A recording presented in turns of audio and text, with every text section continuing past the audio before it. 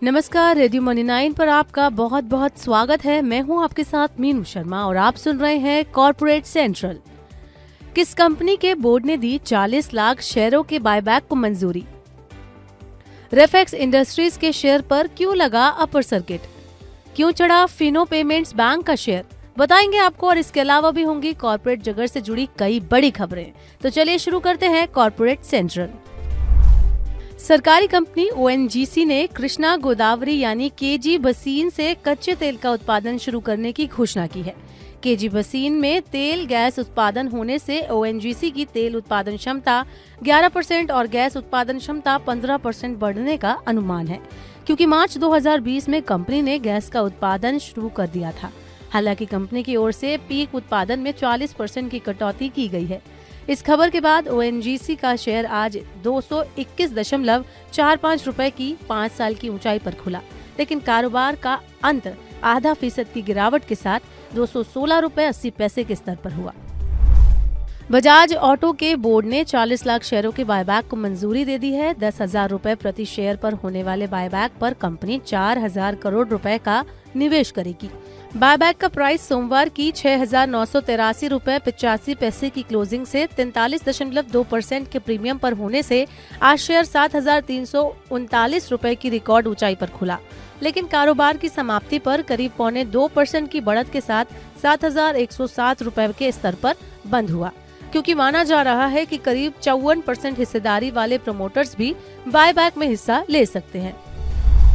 Arbitral tribunal यानी मध्यस्थ न्यायाधिकरण की ओर से अदानी एंटरप्राइजेस की subsidiary company Mumbai Intel airport limited के पक्ष में फैसला सुनाया गया है।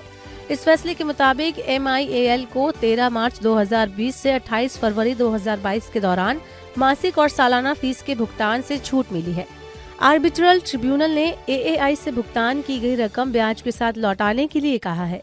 इस फैसले के चलते आज अदानी एंटरप्राइजेस का शेयर 2% की बढ़त लेकर 3,024 रुपए 95 पैसे के स्तर पर बंद हुआ। कैटीन स्टोर्स विभाग यानी CSD की ओर से 365.33 करोड़ रुपए का क्लेम मांगने के मामले में यूनाइटेड स्पिरिट्स को बॉम्बे हाईकोर्ट ने राहत देने से इनकार कर दिया है। हालांकि कंपनी का दावा है कि वो पहले ही क्लेम सेटल कर चुकी है, लेकिन बॉम्बे हाईकोर्ट ने करार की शर्तों के जरिए हल निकालने का निर्देश जारी किया है और 2 हफ्ते में कंपनी को अपना पक्ष रखने के लिए कहा है। बॉम्बे हाईकोर्ट के निर्देश के चलते यूनाइटेड स्पिरिट्स का शेयर हल्की कमजोरी लेकर 1,096 रुपए के स्तर पर बंद हुआ। सोनी पिक्चर्स के साथ मर्जर की डील रद्द होने की आशंका में जी एंटरटेनमेंट का शेयर आज करीब 13.5% की गिरावट के साथ 240 रुपए 30 पैसे के स्तर पर फिसल गया था। मीडिया रिपोर्ट्स के मुताबिक सोनी ग्रुप की भारतीय इकाई 10 अरब डॉलर की इस मर्जर डील को रद्द करने की योजना बना रही है। हालांकि जी एंटरटेनमेंट ने इन रिपोर्ट्स को बेबुनियाद और एकदम गलत बताया है। खबर के खंडन के बावजूद कारोबार के अंत पर शेयर 8% गिरकर 255 रुपए 95 पैसे के स्तर पर बंद हुआ। GMDC का शेयर आज 502 रुपए 90 पैसे की रिकॉर्ड ऊंचाई पर खुला। खबर यह है कि कंपनी को गुजरात में स्थित सुरखा लिग्नाइट माइन की क्षमता 2 MTPA बढ़ाने के लिए पर्यावरण मंजूरी मिल गई है। इस मंजूरी के बाद कंपनी की इस माइन की क्षमता मौजूदा 3 MTPA से बढ़कर 5 MTPA हो जाएगी।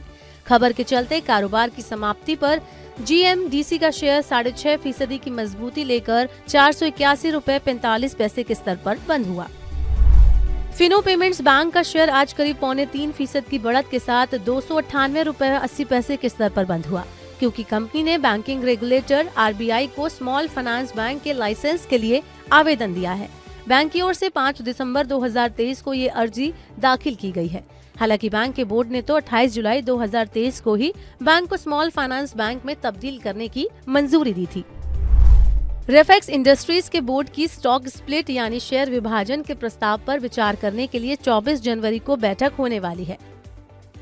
इस खबर के चलते रेफेक्स इंडस्ट्रीज का शेयर आज 5% के ऊपरी सर्किट 647.70 रुपए के स्तर पर खुला और क्लोजिंग भी 5% के ऊपरी सर्किट पर ही हुई।